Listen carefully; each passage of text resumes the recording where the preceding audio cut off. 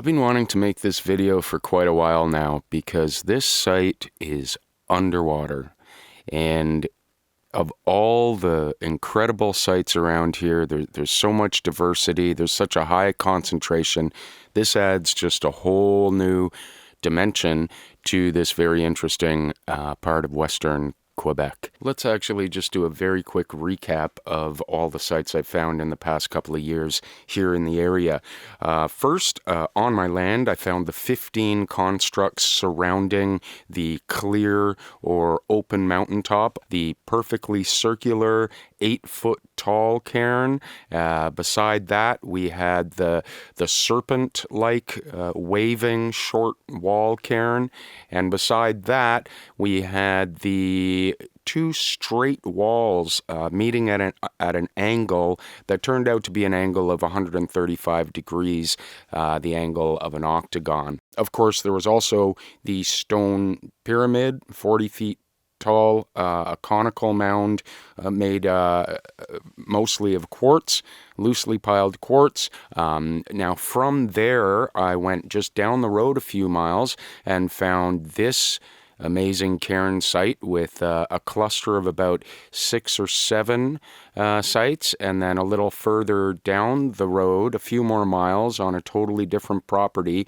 up in the high hills on that property, I found very interesting little, just a different design, these beehive-shaped cairns and a long wavy wall, and just a really interesting site. I went a few miles further. This was probably about 6 or 7 miles away, to the highest hilltop in the area at 310 meters, and I found the most amazing cairns. Now, these are stone circles. These are big piles of small stones forming a cairn, and then massive boulders placed on top of these massive cairns. So these boulders are anywhere from 2 to 10 tons, and they've been placed and arranged on these cairns in a way that is unexplainable. And there were 8 of these massive cairns on, again, another open mountaintop several miles away from the first I discovered on my land. So now we have an underwater site. If you'll just have a look here, I first thought this was a weir because I've looked into ancient fishing weirs, and there's a couple of things that it doesn't seem like it would be. First of all, it's not in a river, and it's very hard to see how you would corral or catch fish with this stone structure like this. So I don't know if this is practical, something to do with fishing or hunting, or if it's purely ceremonial, some kind of a henge.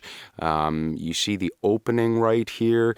Now you see on the left side, the peninsula sort of comes up out of the water, and you have this big old cedar tree growing on it. So this looks like a fairly old structure. I've also spoken to the original farmers that owned this land since they first settled the place 5 or 6 generations ago, and they all remember growing up and seeing this underwater thing when they were kids, long before there were any cottages sold on this lake or anything. So it was interesting to hear that. I really think it is an ancient structure, part of the stoneworks of Western Quebec. What was really interesting is when I started looking at this more and flying the drone around, I started to look more closely at this island that comes out. And while looking at it, it just looked to me that it may not be natural. And I thought, well, if they built the wall there, then maybe they continued. For some reason, they built an island. I started researching human-made islands, and it turns out there's hundreds, up to 600 of them documented in Scotland alone, and they're called crannogs. Now, I don't know if this is one of them, but it did get me thinking. These crannogs are dated by timbers found within them, and have a look at these timbers here. Could this be, this one specifically, is this some sort of a notched piece of timber?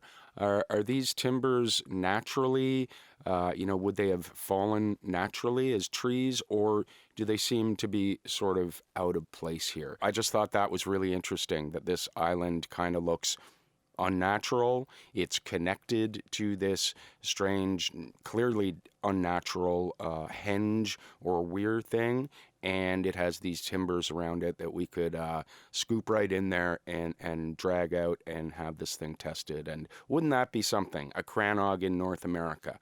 Anyway, I hope you enjoyed this. Please share this if you know anyone that might be interested or might be able to add something to this conversation. I don't think there's been any discussion about crannogs in North America, and I'm not saying this is one, but this certainly is an underwater wall or henge type thing, and I think that's just fascinating because it doesn't seem like a regular type of weir that you do find in the Americas. Thanks everyone for watching another video. I hope everyone can stay positive, keep strong, and enjoy what there is to enjoy here in life. Thanks.